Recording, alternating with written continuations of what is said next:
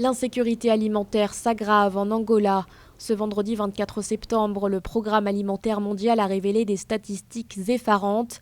Statistiques selon lesquelles plus d'1,3 million de personnes sont confrontées à une faim sévère dans 3 provinces du sud-ouest, Kunene, Huila et Namibé, en proie à la sécheresse. Conséquence directe du réchauffement climatique. Cette sécheresse est la pire que l'Angola ait connue depuis 40 ans.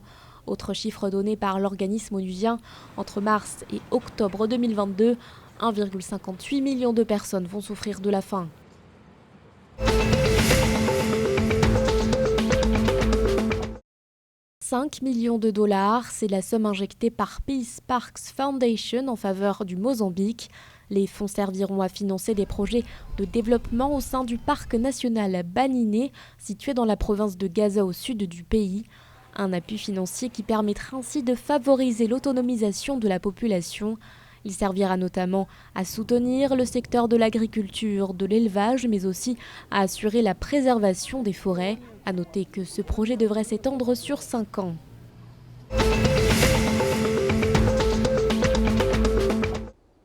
La balance commerciale de l'Angola a affiché un solde positif d'environ 3,3 milliards de kwanza au deuxième trimestre de 2021. Selon un rapport publié par l'Institut national de la statistique, par rapport à la même période en 2020, le deuxième trimestre de cette année a connu une hausse de 146% de la valeur totale des exportations. Les principaux partenaires d'exportation de l'Angola sur cette période étaient la Chine avec 64,1%, l'Inde avec 6,9%, Singapour avec 3,6%, les Émirats arabes unis avec 3,5% et la Thaïlande avec 3,1%. De plus, dans la même période, les importations ont affiché une hausse de 48,5%.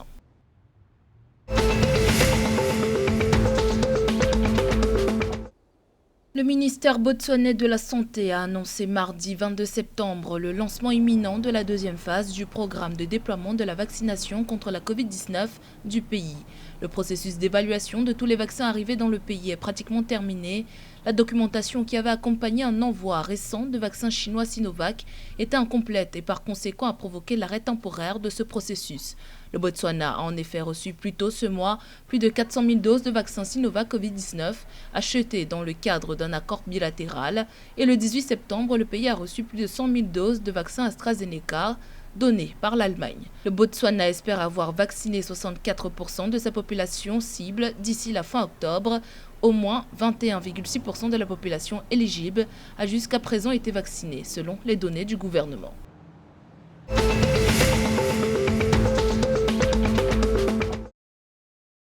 En Afrique du Sud, l'entreprise Sasol s'engage à lutter davantage contre la pollution. Le géant sud-africain de l'industrie chimique s'est donné comme objectif de tripler ses ambitions relatives à la réduction de ses émissions de gaz à effet de serre.